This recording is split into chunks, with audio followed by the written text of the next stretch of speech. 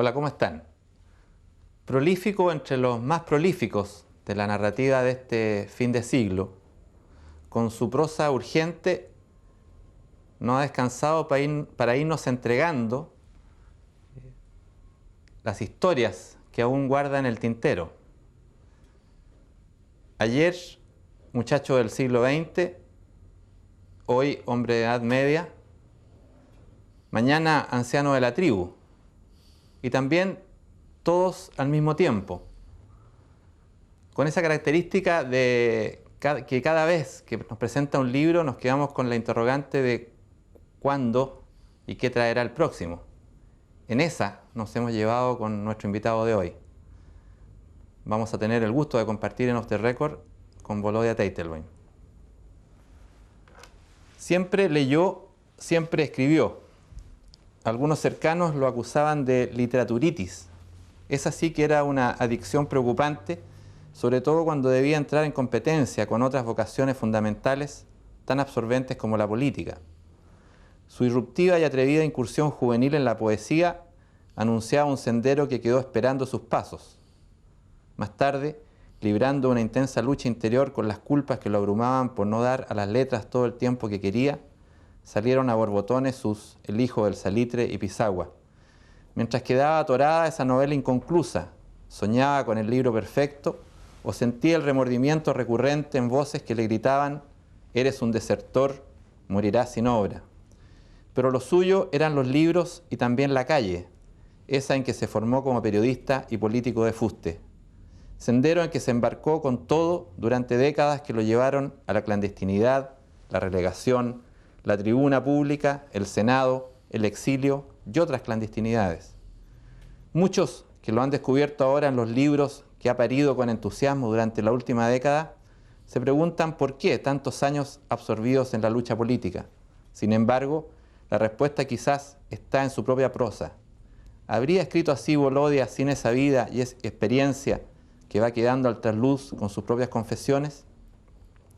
Lo cierto es que tras las potentes biografías de Gabriela Mistral, Pablo Neruda, Vicente Huidobro, Borges, vino esta obra mayor, Antes del olvido, que nos ha llenado de literatura y vida con sus entregas Un muchacho del siglo XX y ahora Un hombre de edad media, mientras nos hace esperar ese anciano de la tribu, que habrá de llegar antes de lo imaginable.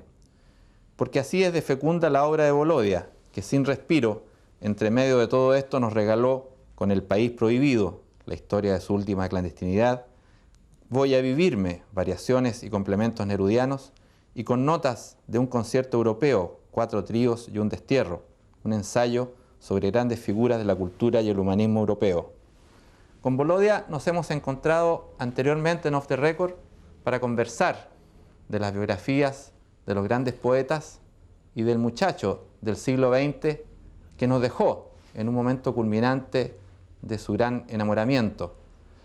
Ahora, la vida y las peripecias de este hombre de edad media ocurren entre dos remesones, el del terremoto del 39 en Chillán y el de la irrupción de la Revolución Cubana un 1 de enero de 1959 en La Habana. De tanta agua que ha corrido bajo los puentes que ha cruzado este hombre de edad media, vamos a empezar a conocer en un minuto. Ya nos encontramos con Volodya Teitelbaum. Hola Volodya, un gusto tenerlo nuevamente en Off the Record. El gusto es mío y muchas gracias por invitarme. Volodya, aunque últimamente parece que no se ha cumplido literalmente aquel parte del saber popular de que cada presidente tiene su terremoto. Esperemos que no. Esperemos que no. Lo cierto es que esta historia del hombre de edad media parte con un tremendo terremoto, que es el del 39 en Chillán, que lo lleva a usted a intentar y lograr volver a su tierra donde era oriundo, encontrar que allí la casa de los tíos ya había desaparecido como tantas otras, pero también un terremoto que se vivió en la capital, en una noche en que estaban muchos en el cine, muchas parejas en el cine. Y usted tiene un encuentro con una muchacha de ojos de color ámbar y con un joven que siempre demostró ser muy valiente, menos para los terremotos. ¿Cómo fue ese encuentro suyo con Salvador Allende y con Hortensia Bussi? Fue un encuentro en medio de una estampida de los santiaguinos que estaban escapando de sus casas para salir, digamos, a la calle. Y también yo mismo y mi pareja de ese entonces, bueno, teníamos 23 años, que estábamos en el Cine Metro cuando se produce el remesón. Y naturalmente salimos escapando. Ella también estaba molesta porque yo insistía demasiado en tomar el cine como mi propia película y por lo tanto aventurarme en ciertas incursiones que la incomodaban. Así nos fuimos caminando por la Alameda y cerca del Cerro Santa Lucía, frente al Cine Santa Lucía de entonces, nos encontramos con gente que estaba afuera, les pasó lo mismo, escapaban del temblor muy fuerte, y allí estaba la muchacha de ojos color ámbar, a quien yo conocía porque tomábamos lo que entonces se llamaba la misma góndola, o sea, el mismo bus, en el barrio Independencia. Ella como estudiante del pedagógico para dirigirse a Alameda con Cumming, en donde funcionaba, y yo para ir a la Casa Central de la Universidad de Chile, en la Alameda, porque entonces funcionaba allí la Escuela de Leyes. Y de repente, en medio de esa multitud que está esperando que pasar el susto, aparece una especie de récordman olímpico en carreras cortas, un joven que se detiene frente a los ojos color ámbar como seducido por algo que va a significar una cosa muy grande en su vida. La invita, junto con otros amigos que están allí, y se produce inmediatamente el flechazo de Cupido y luego viene un matrimonio. La muchacha de ojos color de ámbar es Hortensia Bussi, y el galán súbito, impetuoso y buen corredor en el caso de los terremotos es un joven médico llamado Salvador Allende. Ahora, esa experiencia de encontrarse en terremotos con Salvador Allende no fue la única, porque el año 71, el terremoto que le correspondió al presidente Allende, estaba en la Moneda, usted comiendo con nuestros compañeros dirigentes de su partido, el Partido Socialista, cuando vino ese terremoto, que creo que fue por ahí por junio del 71. Sí. Y ahí, bueno, respecto a los terremotos siempre hay reacciones muy distintas, de los que buscan el dintel en la puerta para guarecerse, los que ponen pies en polvareda, o los que otros, como parece ser su caso, transmiten como cronistas lo que va pasando. Usted transmitía, parece, cómo iban cayendo los bustos, los presidentes como monos de yeso, ¿no? Sí. Los terremotos, como los libros y también las películas, admiten distintas interpretaciones según las personas. Parece que caracteres, temperamento, reaccionan en forma diferente. Y efectivamente, esa noche que estábamos en el comedor discutiendo problemas políticos, con dirigentes del Partido Socialista y el Partido Comunista también, se produce el terremoto y entonces en un abrir y cerrar de ojos el presidente de la República desaparece, como por arte de magia.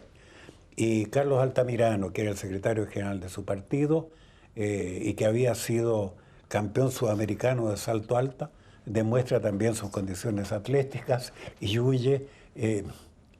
En cambio, los comunistas quedan absolutamente paralizados, inmóviles.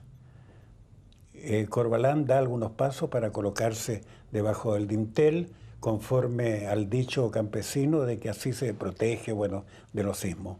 Yo descubro en mí, como tú lo acabas de decir, cierta vocación de cronista, algo como cronista deportivo.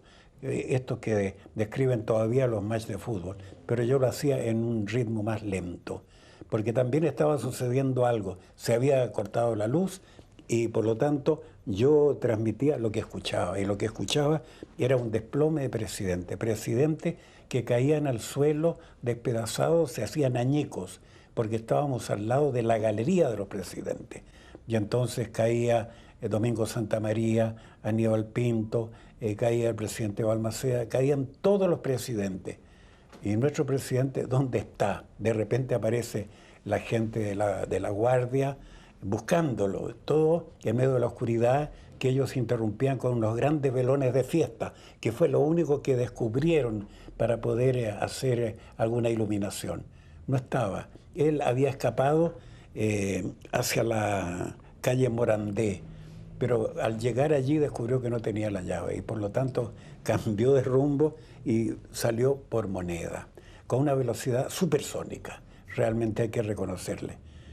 Después ellos estaban indignados conmigo, como si yo fuera el responsable de que el presidente Allende no estuviera allí. Después volvieron ya más tranquilos, bueno, se repuso la luz y yo pregunté, ¿Allende dónde está? En este momento está hablando por radio, pidiéndole al país que esté tranquilo porque no va a pasar nada. Ahora, volvamos un poco a esos inicios del hombre de la Edad Media y la época del terremoto del 39, que coincide, ¿cierto?, con los momentos muy decisivos de la Guerra Civil Española y obviamente con los inicios de la Segunda Guerra Mundial.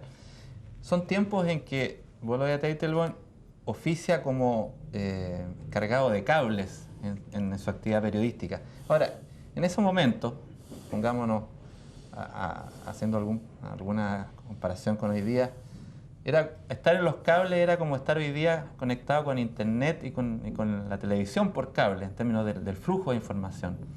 Ahora, eso que tanto determina su actividad en ese tiempo también condiciona esa lucha interna que va viviendo y que se va relatando Bolodia, de su abandono, entre comillas, escrupuloso de la actividad de la poesía y de la literatura, que lo llamaba.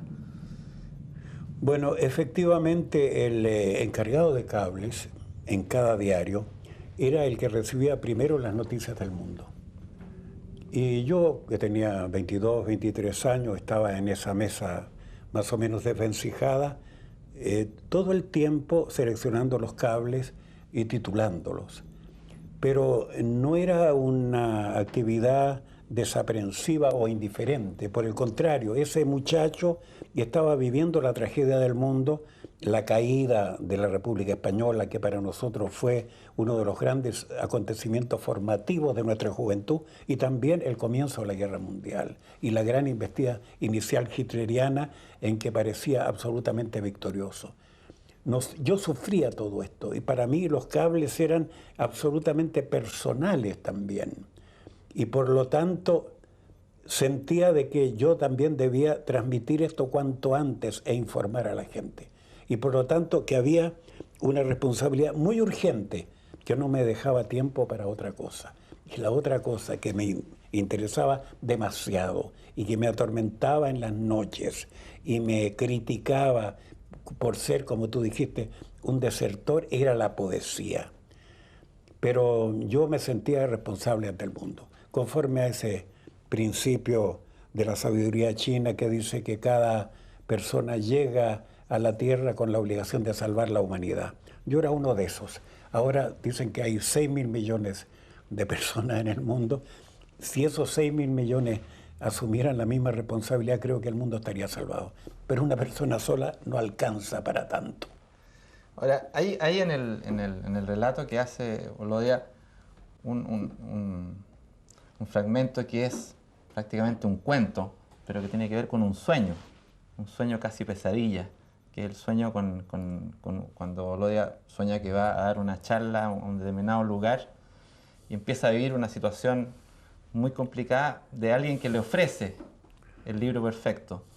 ¿Cómo vivía usted esa presión tan grande como para llegar a casi pesadilla?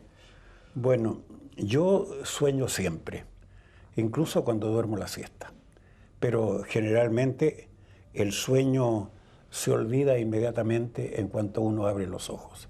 Pero hay ciertos sueños determinados que de alguna manera siguen claros cuando uno entra en la zona de la vigilia.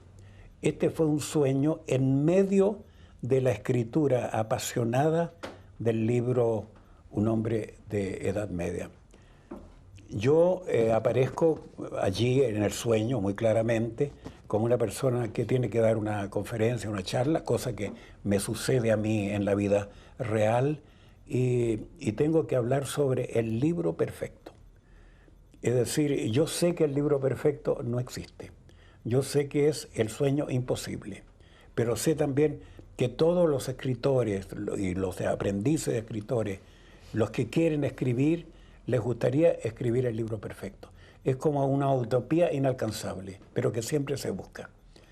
Y aparece un señor en la calle, frente al letrero que anuncia la charla, invitándome a conocer el libro perfecto. Yo caigo en la trampa a pesar de que faltan 5 minutos para que empiece la charla. Y entonces vamos bajando escalones. Yo digo que es como si estuvieran construyendo el metro, siempre niveles hacia abajo, o sea, hacia lo profundo, hacia lo misterioso. Y cada vez esta peregrinación hacia las profundidades de la tierra en búsqueda del libro perfecto se hace más interminable. Y yo comprendo que me voy a atrasar, de que me está engañando el hombre que ha atendido, bueno, esta trampa, digamos, intelectual. Me dice, bueno, usted está tan apurado para escribir el libro perfecto, se necesita todo el tiempo del mundo. Yo finalmente comprendo de que el libro perfecto no lo voy a ver porque él me dice que todavía se está escribiendo y el libro perfecto se escribirá siempre, sin llegar nunca a tenerlo. Entonces yo comprendo ya que he perdido el tiempo, que estoy atrasado y le digo, bueno, vayas al diablo, yo vuelvo porque tengo que llegar a donde tengo que dar la charla. Y empiezo a subir eso en medio de la noche, de la oscuridad, etcétera, pero no llego al mismo lugar, sino llego a otro sitio y de repente me parece descubrir el local donde debo dar la charla. Han pasado tal vez años y entro, digo, bueno, se va a dar una charla aquí por un señor que viene de la capital. No, no hay nada anunciado. Yo abro una puerta y encuentro una especie de profesor primario que está enseñando a leer a hombres maduros. Entonces le pregunto a él, dice, no, nunca hemos oído eso. En este momento estamos aprendiendo, me dice uno de los que estamos aprendiendo a leer y estamos aprendiendo a escribir. Lo cual demuestra de que las inquietudes del día, las angustias a la luz, se llevan en la noche también a los sueños. Y los sueños, mediante un proceso de metamorfosis y de transformación misteriosa, con ciertas claves que se necesitaría Freud o alguien especialista en descifrarlo, podría decir, bueno, se trata de esto. Pero yo hago mi propia interpretación. Es la búsqueda del libro perfecto que nunca escribiremos. Ahora, tendrá que ver también con esa novela inconclusa que siempre tuvo en este hombre de edad media presente, y con esas voces interiores que le decían, por ejemplo, cada escritor que muere en alguna parte del mundo me está apuntando con el dedo, diciéndome, eres un desertor, morirás sin obra. Sí, yo lo he tenido muy fuertemente, porque a lo que nunca yo falté, lo que siempre hice todos los días fue leer, y leer literatura, porque formaba parte de mi existencia. Yo necesitaba hundirme en los libros, compartir la vida de los otros, buscar también ese camino tan seguramente hacia la literatura, que es la lectura. Y leer es como viajar, además, dice usted. Sí, leer es como viajar, porque bueno, yo empecé a leer en un pequeño pueblo de entonces que tenía 10.000 habitantes, en Curicó, 8 cuadras por 8, etc. Y la única manera de viajar por el mundo y de saber que existía y de conocer también lo que habían soñado, lo que habían sentido seres de épocas inmemoriales en el Oriente, en Occidente, en los países que yo nunca había visto, era la lectura. Y por lo tanto era multiplicar mi mundo. Eso le pasa a cualquier lector. Y por lo tanto yo necesitaba viajar. No viajaba a ninguna parte. Estaba viajando sentado, y allí me integraba absolutamente no solo a la geografía del mundo, sino también a las emociones del mundo, a los sentimientos, a las grandes tragedias, a la historia y también a los sueños, a la literatura, porque era un lector voraz. Ahora, Bolodia, en esa reflexión respecto también de la escritura, el hombre de Edad Media va mostrando, a través de esas propias lecturas, personajes que quedan muy bien retratados en la obra. Está, bueno, todo el impacto que significa para un joven en ese tiempo leer Ulises de Joyce, pero también está el encuentro con escritores nuestros que quizás son de esa galería de escritores olvidados. Estoy pensando, y le quiero partir preguntando en el próximo segmento cuando conversemos, de personajes como Alfonso Alcalde y como Carlos de Loguet, personajes tremendos que están de alguna manera tomados en esta historia del hombre de Edad Media. De eso vamos a seguir conversando con Bolodia en un minuto. Te esperan. Siento que en Chile, lamentablemente, la cultura sigue siendo un adorno. No ocupa ningún lugar central desde el punto de vista de la sociedad, ni del Estado. Creo que parte de ese empobrecimiento está directamente ligado a los medios de comunicación. Pienso que no puede haber verdadera cultura cuando los medios de comunicación son un monopolio. O sea, la falta de diversidad puede matar, llega un momento, la creatividad de un país. Pero sí siento que hay gente muy creativa que podría hacer grandes aportes. Pero siempre volvemos a los cuentos que el IVA del libro, en fin. Veo que en plena crisis económica la cultura vuelve a quedar abajo, atrás. O sea, mi fantasía sería un país donde el Estado invirtiera. O sea, claro, tendríamos que resolver muchas cosas antes primero. Yo comprendo que es más importante resolver los problemas de los indigentes que resolver el problema de la cultura. O sea, pero igual, uno tiene derecho a tener fantasía. Y la fantasía mía sería de un Estado que pudiera de verdad considerar que la cultura es una cuestión central. Seguimos conversando con Bolodia Teitelboim y con las historias de un hombre de Edad Media. Yo le insinuaba a Bolodia de estos personajes que surgen en la historia de este hombre de Edad Media y que están señalados en algunos casos de manera dramática, como fueron sus días, sus existencias. Estoy pensando en el caso de Alfonso Alcalde, que usted además lo conoce muy joven en un momento dramático, que preanuncia de alguna manera el final que tendría el autor del Salmo de los Suicidios. Yo espigaba desde la adolescencia, sobre todo en la literatura mundial, europea, norteamericana, y miraba con cierto desdén la literatura latinoamericana y chilena. Pero mis amigos en los que yo encontraba, con los cuales de alguna manera convivía, eran aquellos que luego fueron agrupados en la generación del 38. Y empecé a descubrirlos primero en la vida y luego en la literatura. Fue así con una persona tan conmovedora como Alfonso Alcalde. Yo cuento que yo voy a Concepción, yo soy abogado del comisariato, tengo que investigar alguna irregularidad en ese servicio. Llego al hotel después de viajar en el tren nocturno, más o menos cansado, me pongo a dormir la siesta, me despiertan, me dicen que alguien me espera abajo. Y es un muchacho, me parece así, etcétera, muy dramático, que se presenta y me dice: usted no me conoce, yo me llamo Alfonso Alcalde, pero yo lo conozco a usted. No, yo te conozco. Yo incluso he leído un libro tuyo, un libro que fue prologado por Neruda, sí, y ese libro, dice él, yo lo quemé inmediatamente en la casa porque me pareció malo. Hice un auto de fe y lo entregué al fuego. No, no era malo, le digo yo. No era malo, me dice, de forma muy terminante. Y lo vengo a ver porque quiero decirle que yo estoy con una piedra al cuello. y pienso suicidarme. Me pareció que tenía 18 años, pero un rostro dramático. Era naturalmente un comienzo de conversación muy impresionante y desconcertante.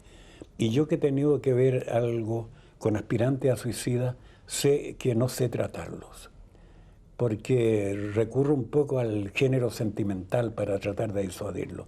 Ese no es un argumento para ellos. Se necesita otro tipo de presión sobre ellos que los haga retroceder. Bueno, entonces fuimos a conversar, lo invité a comer, etc. Y le dije, pero ¿qué está haciendo usted? Usted es un hombre muy joven. No soy tan joven como parezco, pero tenía en ese momento 22, 23 años y parecía de 18. Pero tenía unos ojos desamparados, de muchacho apaleado. Entonces, pero ¿qué estás haciendo? ¿De dónde vives? Bueno, yo vivo en un prostíbulo y soy el amante de la regente, que me trata muy bien. Y yo paso las noches allí, pero ¿qué hace en las noches? Bueno, yo estoy esperándola a ella, estoy en el cuarto junto a una mesa y escribo. Y sé que ella está tranquila porque sabe que yo la espero, una cosa así. Y estoy muy contento con este trabajo, pero de todas maneras con este ambiente, pero también me siento insatisfecho y en verdad yo no quiero vivir más. Bueno, después lo encontré muchas veces. Él tenía en ese tiempo, bueno, una edad tan joven, ¿no? Pero siempre pensó en la muerte. Él hizo muchísimas cosas. Fue, yo creo, uno de los más grandes escritores chilenos. Poeta, notable, cuentista enorme, es el cuentista del mundo del circo, por ejemplo. Y entrañable absolutamente. Se sintió absolutamente silenciado, incomprendido. Fue un gran periodista que hizo unos reportajes verdaderamente formidables, pero tenía una especie de ciclo. Caía de la hiperactividad en la depresión absoluta. Hasta que un día, bueno, cerca de Lebu, en Coliumo, él finalmente se cuelga. Y se cuelga después de haber escrito muchas veces acerca del suicidio y de haber descrito cómo él se iba a matar en poemas entrañables, que son los salmos, que tienen algo de religioso, de bíblico, pero también absolutamente patético, enorme. Yo nunca pude olvidar a aquel hombre que fue un gran escritor, que fue un ser puro, angélico en cierta medida, pero que no estaba hecho para vivir la vida cotidiana. No quiero empezar a detallar otros aspectos de su vida que coinciden en que él iba derecho hacia un suicidio postergado, porque se suicida 50 años después de aquella ocasión en que me dijo, me voy a matar. Ahora, el otro caso, que es distinto y sin embargo tiene cierta familiaridad, es de otro gran escritor, que es Droguet, Carlos Droguet. Yo también cuento que coincido con él en una oficina pública, en ese mismo comisariato, donde nosotros teníamos que informar sobre 90 expedientes, expedientes de lanzamiento, a fin de evitar de que fueran arrojados a la calle gente pobre. Él hacía una cosa parecida. Él había estudiado leyes, pero no se había recibido, y estaba exactamente en el escritorio de enfrente, pero nosotros tendíamos con todos esos expedientes una montaña, porque atrás estábamos escribiendo yo artículos de crítica literaria para el diario El Siglo, él estaba escribiendo sus novelas, más bien eran folletines.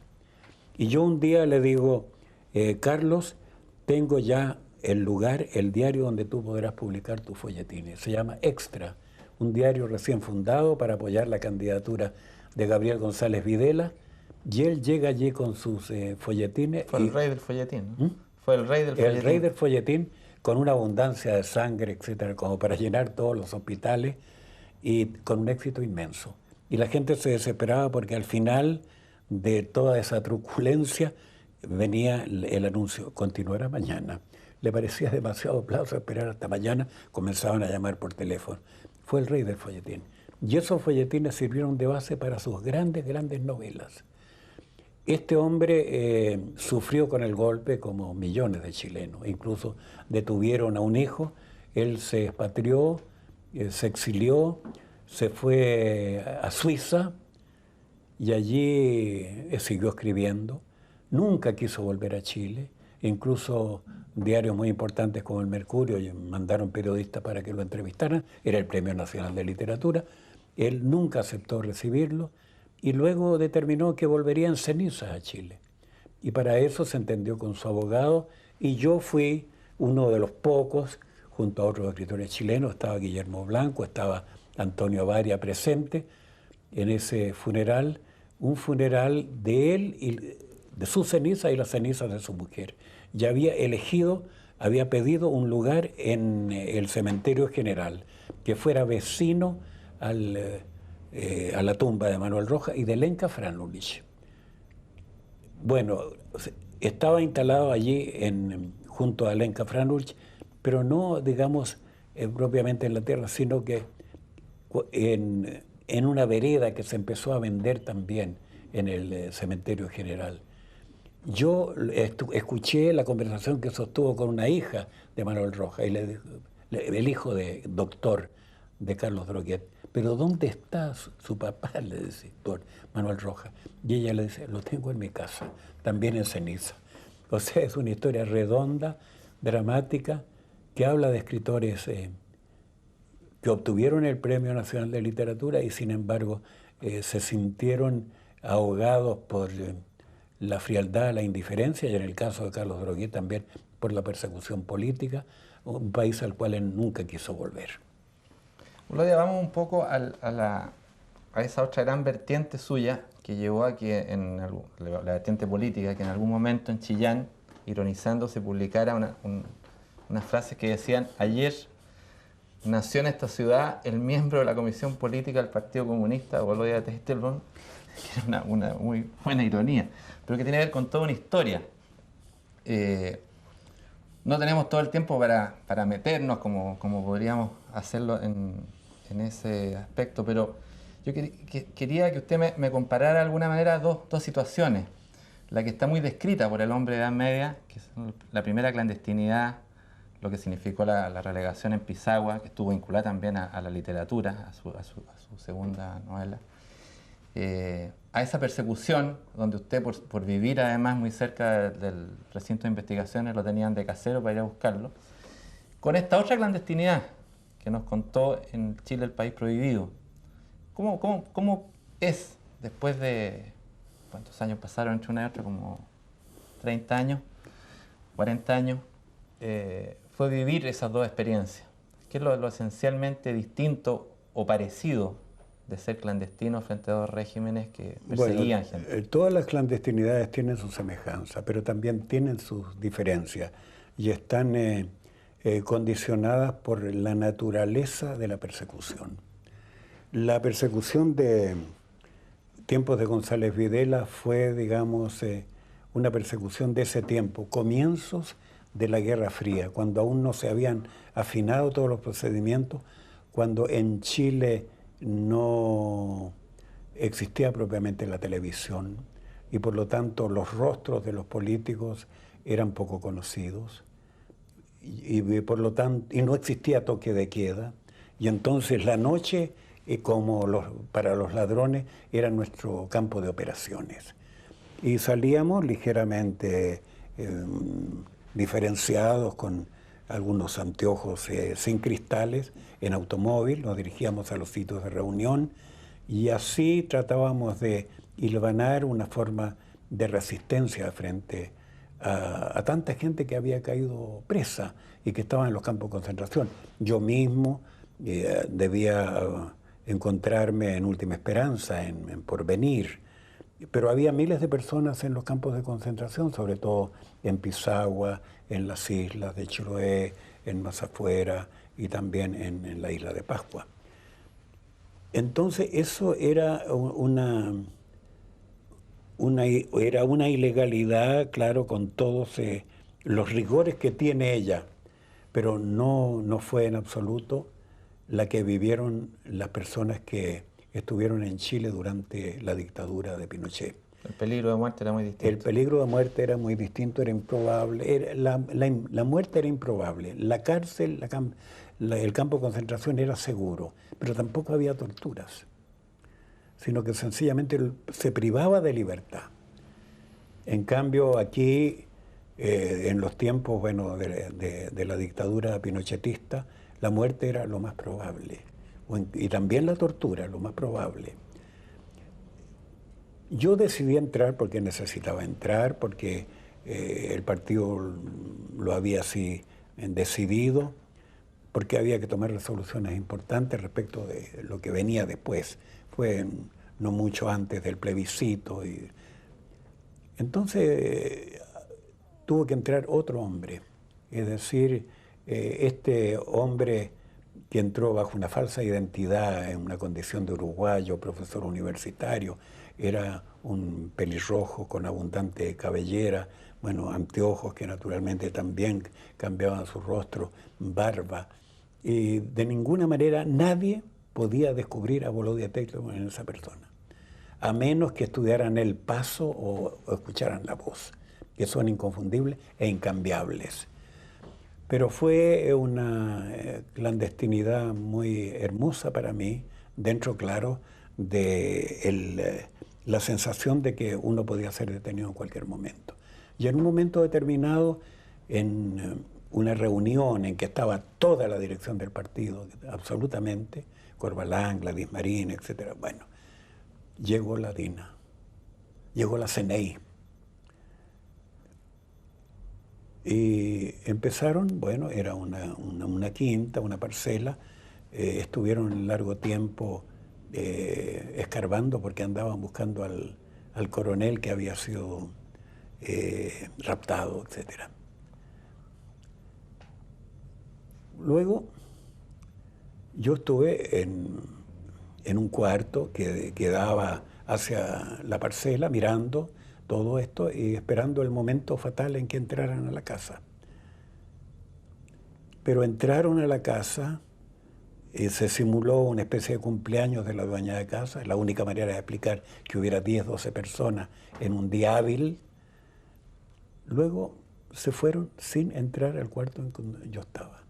De todas maneras, yo estaba, digamos, absolutamente convertido en otra persona y posiblemente tampoco me hubieran descubierto.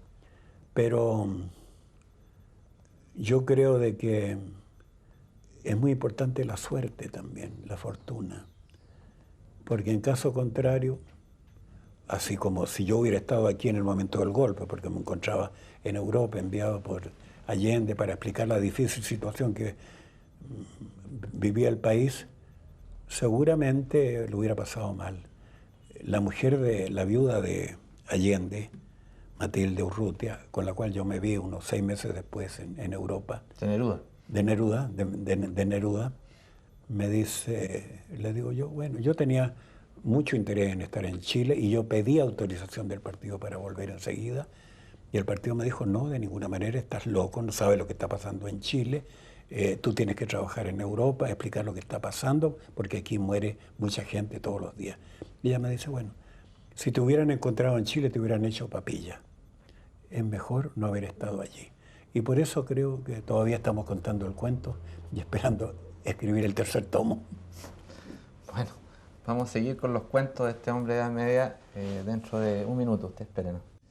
En esta sección de libros en Off the Record, les cuento que entre quienes nos siguen escribiendo las direcciones en pantalla, esta semana han resultado favorecidos Juan Carlos Sevinones, con Chile Perplejo, del avanzar sin transar, al transar sin parar, de Alfredo Jocelyn Holt, y el estudiante porteño que firmó como Alejandro, de Maipú 104, de Rodelillo, con Vida Perdida, autobiografía de Ernesto Cardenal. Juan Carlos Sevinones debe retirar su libro en Diagonal Oriente 1800, y Alejandro, en Agua Santa Alta 2455, Viña del Mar. Usted síganos escribiendo, cuéntenos sus preferencias literarias, inquietudes y visite nuestra página web en pantalla. Con el permiso de Volodya, con quien volveremos en un momento, les cuento de otros libros que hoy nos acompañan. Fondo de Cultura Económica nos presenta Políticos, Periodistas y Ciudadanos, un ensayo de Heriberto Muraro, una buena oportunidad para incursionar en el poder de la cultura de la imagen a la luz del traslado de la vida política a los medios de comunicación masiva. La videopolítica y el periodismo de investigación son los tópicos analizados, dos dimensiones diferentes que pueden retroalimentarse y donde también se analiza el rol que pueden jugar los ciudadanos frente a ese fenómeno contemporáneo. Si de periodistas se trata, en relación al poder, Alfaguara nos presenta de Aguilar Chile con el voto a dos manos de las profesionales Graciela Romero y Jimena Torres Cautivo, una suerte de instructivo para cumplir con el deber ciudadano basado en una observación satírica que reparten de manera pluralista, a diestra y siniestra, pasando por el centro político de la vida chilena, con un humor que no respeta dignidades ni fronteras ideológicas, este libro de las dos conocidas periodistas en un libro de Alfaguara. En otra línea muy diferente está el libro de Océano, Más allá de la imagen y semejanza, de María y Henry Schweizer. Los autores combinan sus virtudes para guiar la sanación y armonía a través de sus textos iluminadores y la musicoterapia que se agrega a la meditación. Es un libro que agrega un compact disc con esta combinación tan especial. Y si de contraste se trata, es bueno saltarse a la novela que nos presenta Fernández de Castro, Los ladrones de belleza, editado por Tusquets y escrito por Pascal Bruckner. El relato nos transporta al misterio, el erotismo y la locura de una historia que devela los límites a que puede llegar el ser humano en la obsesión por la belleza y su inevitable decrepitud. Una novela que nos entrega Fernández de Castro. LOM Ediciones nos ofrece de Carmen Castillo Un día de octubre en Santiago, el testimonio de una testigo y protagonista directa de los sucesos que culminaron con la muerte del líder del MIR, Miguel Enrique, en la comuna de San Miguel, en la capital. Son las vivencias de la vida clandestina y la épica de quienes se confrontaron con el inmenso poder represivo de la DINA. Finalmente, Planeta nos presenta Chile en la mira, proposiciones y conjuras para sobrellevar el fin de siglo. Es un muy oportuno texto de 13 autores en busca de su país. Son relevantes autores nacionales que nos escriben de los fantasmas, enojos y temores del Chile de hoy. Entre los autores están Jorge Edwards, Jorge Guzmán, Darío Oces, Alejandra Rojas, Pedro Lemebel, Roberto Bolaño y otros muy connotados. Todos estos libros ustedes los pueden encontrar donde los amigos de Altamira. Y yo sigo conversando con Volodia. Volodia, yo hablábamos, usted contaba de estas diferencias de la clandestinidad que le tocó vivir, pero se refiere a su opción tan fuerte, y con la cual se ironizaba en aquella frase en Chillán, en su vida política. Una política que usted dice que se apoderó de usted, pero que no lo monopolizó. Y es ese espacio que dejó siempre el que le permite hoy día ser tan prolífico y fecundo en esta última década. Bueno, ese espacio demuestra, contra lo que cree mucha gente, que yo fui un escritor temprano. A partir del año 35, cuando se publica en colaboración con Eduardo Anguita, en la antología de poesía chilena nueva, yo escribo y también publico de manera, digamos, espaciada. El problema está en que no soy escritor de tiempo completo. Soy un escritor de tiempos robados también, desde luego, a la política, un escritor de día domingo, un escritor de weekend, un escritor de amanecida, pero el tiempo, digamos, hábil de cada día está absorbido por la política, que es muy voraz y que es, bueno, yo lo he dicho con una frase más o menos frívola, que se repite por mí mismo, en el sentido de que la política ha sido mi mujer legítima y la literatura mi amante. Pero ahora el amante ha arrollado con la mujer legítima y ha copado todo el tiempo. Ahora soy un escritor de tiempo completo. Y esto significa que yo he escrito y publicado a través de distintas épocas. De otra manera no se explicaría que haya más de 20 títulos. Lo de los últimos 15 años, sobre todo a partir de la publicación de la biografía de Neruda, significa un retorno en plenitud a la literatura, cosa que me llena de gozo, porque finalmente la literatura es un trabajo muy exigente, muy angustioso, pero también un inefable placer. Claudia, yo le quería preguntar de algunos personajes que no necesariamente están en El hombre de Edad Media, algunos sí, pero que usted me los dibuje con una pincelada en lo que son sus impresiones sobre ellos. Quiero partir por un muchacho del siglo XX que ya no está con nosotros, Leopoldo Castedo. Leopoldo Castedo es para mí la imagen misma de que un hombre puede perder la patria tratando de recuperarla a los 20 años. Por lo tanto, es como un preanuncio de lo que sucedió con centenares de miles de chilenos. Ahora, lo grande es que él, habiendo llegado de la guerra relativamente mutilado, porque participó en ella y también fue herido, llegó con una familia muy joven, con sus hijas pequeñas. Yo fui uno de los que lo recibí y tuve una relación muy directa con él porque en ese momento era director de la revista que hubo en la semana, en donde encontraron trabajo varios refugiados españoles e intelectuales. Yo siempre lo admiré por esa pasión intelectual, por ese también dinamismo cultural absolutamente inagotable que lo caracterizaba, por la nobleza también de sus ideales. Yo creo que él fue hombre sin partido, pero que encontró otra patria sin olvidar la patria original. Fue un hombre de dos patrias y fue un hombre que se entusiasmó también con la historia de Chile, que es una historia muy particular y muy singular.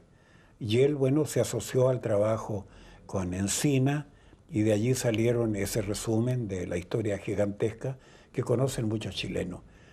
Y él murió como quien era, murió sentado en un avión, viajando, porque también era un hombre peripatético que recorría el mundo para volver siempre a este país. Ahora vuelve también, como le sucedió a Droguet, en cenizas. Y creo que es un ejemplo admirable del hombre que fue español hasta el tuétano, chileno de corazón también y de mente, de pasión intelectual. Creo que hay que recordarlo. Y sin duda cuando volvamos a sus propias memorias y también a su historia, Castedo nos recordará de que el hombre puede encontrar patria en muchas partes de la tierra. Finalmente, nacimos en una tierra determinada, pero también somos ciudadanos del mundo. Claudio Teitelbaum. Claudio Teitelbaum es para mí un personaje inverosímil, increíble. Es el hombre más tan profundo que se ha convertido en un sabio en un dominio que yo ignoro por completo. Por lo tanto, todo el mundo de la física y de los hoyos negros son para mí noticias que vienen de un planeta lejano, pero sé que existen. Él está tratando de descubrir los secretos del universo. Yo tal vez quiero introducirme dentro del hombre para descubrir un poco su mundo, el mundo interno. Él está en el mundo cósmico y junto con eso es uno de los hombres más divertidos que yo haya conocido. Y no divertido de chiste, sino de situaciones completas, porque crea de la vida cotidiana siempre una imagen entre gozosa, grotesca, extraordinariamente cómica, y lo hace con un arte tan fantástico que yo cuando lo empiezo a escuchar lamento no tener a mano una grabadora, pero comprendo que una conversación entre un padre y un hijo no puede estar sometido a grabadora. Bolodia, eran muchos personajes los que vamos en algún momento volver a poder preguntarle, pero yo no quiero terminar esta conversación sin hablar algo o escucharle algo del amor, que es un elemento muy vital también en esta historia del hombre de Edad Media. Y quiero quizás resumir eso pidiéndole que usted me lea un fragmento de esta La Mujer X. Tú me dices hasta dónde. Todas están hechas por un solo Dios y todas son diferentes. Ojos que inquietan o te dejan pasar como si no existieras. Otras no te advierten que llevan una bomba. No se anuncian como los letreros de caminos. Cuidado, excavación profunda, curvas peligrosas. Simplemente estallan, te atropellan, te dejan descolocado. Hablan no solo los ojos, habla todo el cuerpo. Hablan las ensoñaciones y el derecho a la fabulación erótica. El amor no es solo aquello que Courbet, en su cuadro del Orsay, llamó el origen de la vida o del mundo, el Sancta Sanctorum. Porque al parecer, Dios santo, todo merece ser explorado y tocado, ojalá como si fuera un concierto a 2 cuerpos y 4 manos. Hay que aprender a tocar ese piano, el órgano que no arranca la música de Bach, sino por instantes la de Mozart. Porque el amor es sexo más todo lo otro, más el mundo. Es el famoso delirio, creación continua, fiesta de los sentidos, invención de la inteligencia. Es un lenguaje fuera del diccionario y de la ley penal. Pasa por los pezones mamados, por los labios de arriba y de abajo, etcétera, etcétera, etcétera. Gracias, Bolodia. Bueno, ha sido una vez más un tremendo placer conversar con Bolodia Teitelbaum, y como tantos, quedamos a la espera, seguramente que se resolverá con una aparición sorpresiva de ese anciano de la tribu. Bolodia, una vez más agradecido, mucha suerte y será hasta la próxima. Gracias a ti por todo y por las preguntas que has hecho, que permiten también penetrar en el libro. Bueno, ya ustedes los esperamos en nuestra próxima emisión de Off the Record, ojalá con un personaje tan interesante como Bolodia Teitelbaum, este hombre de Edad Media que nos anuncia ese próximo libro que esperamos con ganas. Muchas gracias.